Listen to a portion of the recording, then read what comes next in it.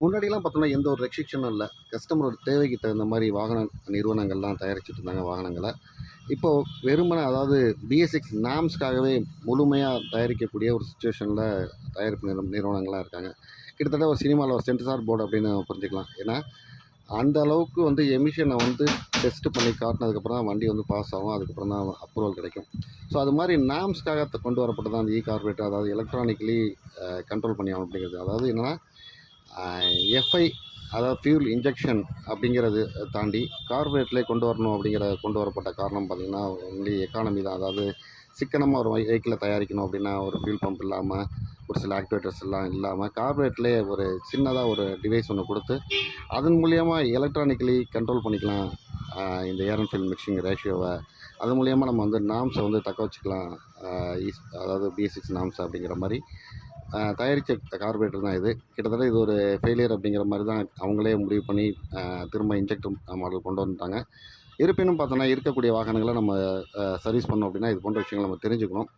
So இதுதான் வந்து situation ஏர் இன்ஜெக்டர்னு சொல்லலாம், சிச்சுவேஷன் ஏர் சொலினாய்டுன்னு சொல்லலாம். சிச்சுவேஷனுக்கு தகுந்த மாதிரி அதாவது ஓட்டு சென்சார், EOT சென்சார் இதனுடைய சிக்னல்லாம் வச்சு அதாவது ப்ராப்பராக air and fuel mixing ratio rich and lean வராதவாறு இருக்கணும் அப்படிங்கிறதுக்காக தான் வழக்கமாக அதாவது ஃப்ரண்ட்டில் ஏர் ஸ்க்ரூ இருக்கும், இல்லை பேக்கில் ஏர் ஸ்க்ரூ இருக்கும். அதாவது பைலட் ஜெட்டுக்கு முன்னாடியும் பின்னாடியுமாங்க. ஸோ இப்போ வந்து ஏற்கனவே வந்து ஒரு டம்மி பண்ணி லாக் பண்ணி ஒரு ஏர் ஸ்க்ரூ கொடுக்கப்பட்டிருந்தாலும், ஒரு ஃபிக்ஸடாக ஒரு ஏர் ஸ்க்ரூ கொடுக்கப்பட்டிருந்தாலும், இங்கேயுமே ஒரு ஆக்டிவேட்டர் வைக்கப்பட்டிருக்கு. ஸோ இது வந்து ஸ்லைடுக்கும் பிந்தைய ஒரு ஏர் சொலினாய்டு அப்படின்னு ஏர் ஸ்க்ரூ அப்படின்னு புரிஞ்சுக்கலாம். ஸோ இது எப்பப்பெல்லாம் வேலை செய்யும் அப்படிங்கிறத நம்ம வந்து பார்த்துருக்கோம். பிகினிங்கில் வந்து ஸ்டார்ட் பண்ண அதாவது கீ போட்டோம்னா வேலை செய்யும். அதுக்கப்புறம் சிச்சுவேஷனுக்கு தகுந்த மாதிரி air and fuel mixing ratio கொடுக்குறோங்கிற மாதிரி இந்த வால்வான ஆனது பார்த்திங்கன்னா திறந்து மூடிட்டுருக்கும். ஸோ இதற்கான ஹோல் இந்த இடத்துல மேலே இருக்கும். ஸோ இது வழியாக தான் வந்து அதுக்கு ஏர் வந்து போய்கிட்டு இருக்கும். அதாவது பிஸ்டன் சக் பண்ணும்போது ஏற்படக்கூடிய அந்த சக்ஷன் வழியாக இன்ஜினுக்குள்ளே காற்று இழுக்கப்படும்போது இந்த வழியாக வந்து அதிகப்படியாகவும் போகும். ஸோ இப்படி தான் இந்த கார்பரேட்டர் வந்து இயங்கிட்டுருக்கு.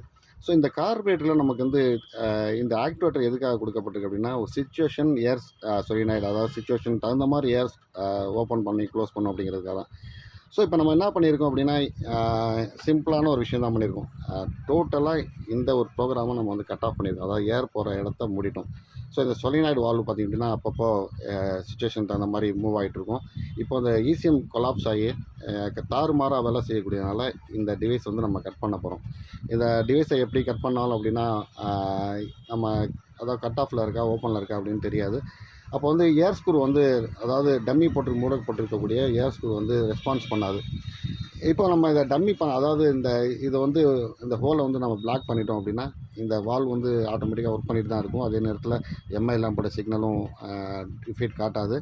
கஸ்டமருக்கு எந்த ஒரு பிரச்சனையும் இருக்கிற மாதிரியும் தெரியாது. நம்ம வந்து இப்போ BS4 மாதிரி கார்பரேட்டர் ஆல்ட்ரு பண்ணிவிட்டு இந்த ஏர் ஸ்க்ரூவை நம்ம வந்து டம்மியை ஓப்பன் பண்ணி அதாவது டியூன் பண்ணிட்டு போகிறோம். ஸோ இந்த ஏர் ஸ்க்ரூ எப்படி இயங்குதுங்கிறத இன்னொரு மேனுவல் கார்பரேட்டராக நம்ம பார்க்கலாம்.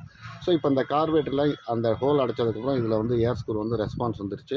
நம்ம தேவைக்கு தகுந்த மாதிரி சிச்சுவேஷன் தகுந்த மாதிரி கஸ்டமர் எப்படி ஹேண்டில் பண்ணுவாங்க ஓட்டுவாங்கன்னு தகுந்த மாதிரி மைலேஜ் அதே மாதிரி இன்ஜினுடைய ஷார்ப்னஸ் தகுந்த மாதிரி ஏர் ஸ்க்ரூ டியூன் பண்ணி வழக்கமாக நம்ம BS4 கார்பரேட்டில் யூஸ் பண்ணக்கூடியது மாதிரி நம்ம டியூன் பண்ணிக்கலாம் அப்படிங்கிறத ஒரு சின்ன தகவல் தான்.